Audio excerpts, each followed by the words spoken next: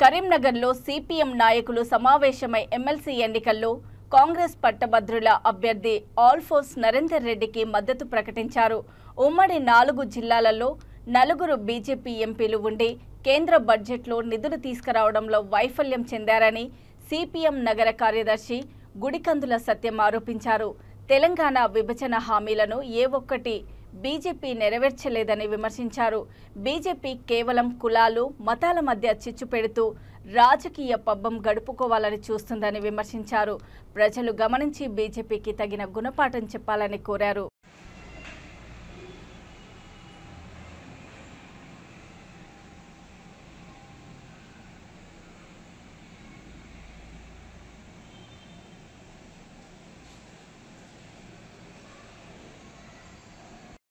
ఈ నెల 27వ తేదీన జరుగుతున్నటువంటి పట్టభద్రుల ఎమ్మెల్సీ ఎన్నికల్లో ఉమ్మడి కరీంనగర్, ఆదిలాబాద్, మెదక్, నిజామాబాద్ ఈ 4 జిల్లాల సుమారులో ఉన్నటువంటి కొత్తగా ఏర్పడిన 13 జిల్లాల పట్టభద్రుల ఎన్నికల్లో కాంగ్రెస్ అభ్యర్థి ఆల్ఫోర్స్ నరేందర్ రెడ్డికి సిపిఎం సంపూర్ణ మద్దతు తెలియజేస్తూ ఉన్నది.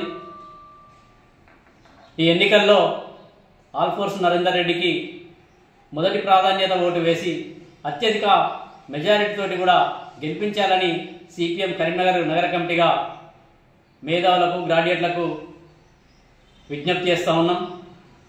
ఎందుకంటే గతంలో 4 బీజేపీ ఎంపీలు ఉన్నారు ఈ ఉమ్మడి 4 జిల్లాలలో. అలాగే మన కేంద్ర బడ్జెట్ కూడా ప్రవేశపెట్టినప్పుడు ఈ ఉమ్మడి 4 జిల్లాలకు కేంద్రం నుండి ఒక్క రూపాయి కూడా తీసుకురావడంలో కూడా బీజేపీ ఎంపీలు, బీజేపీ ప్రజాప్రతినిధులు పూర్తిగా విఫలమయ్యారు. ఇది రైల్వే ఓవర్ బ్రిడ్జ్ కావచ్చు, కాజ్పేట్ రైల్వే కోచ్ కావచ్చు, అలాగే గిరిజన యూనివర్సిటీ కావచ్చు, అలాగే సైనిక్ పాఠశాల కావచ్చు, అలాగే ప్రజలు ఎదుర్కొంటున్నటువంటి సమస్యలను కావచ్చు, పెరుగుతున్న నిత్యావసర సరుకుల ధరను తగ్గించడంలో కూడా ఏమాత్రం బీజేపీ ప్రయత్నం చేయలేదు. సంవత్సరానికి 2 కోట్ల ఉద్యోగాలు కల్పిస్తానని చెప్పి నరేంద్ర మోడీ అధికారంలోకి వచ్చి ఈరోజు యువతకు ఉపాధి లేకుండా చేస్తున్నటువంటి పరిస్థితి ఉంది.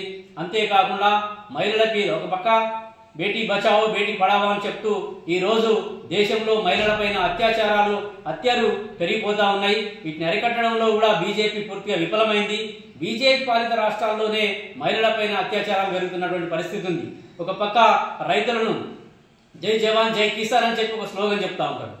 ఢిల్లీ కేంద్రంగా సంవత్సరం పాటు జరిగినటువంటి రైతుల ఉద్యమం పైన బీజేపీ ఉప్పు పదం మోపి సుమారుగా 1200 మంది రైతులను పొట్టన పెట్టుకుంది.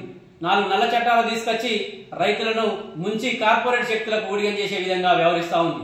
అంటే బీజేపీ చెప్పేటి అన్నిటి దేశ్కి బచావో బేటీ బచావో బేటీ పడావో అంటది, భారతదేశంలో ఉండాలని చెప్తుంది, జై జవాన్ జై కిసాన్ అని చెప్తుంది. అంటే చెప్పేటి అన్ని శ్రీరంగ నీతులు చెప్తూ ఈరోజు ప్రజలను మభ్య పెడుతూ అధికారంలోకి వచ్చి ప్రజలను ముంచి కార్పొరేట్ శక్తులకు ఊడిగం చేస్తున్నటువంటి పరిస్థితి ఉంది.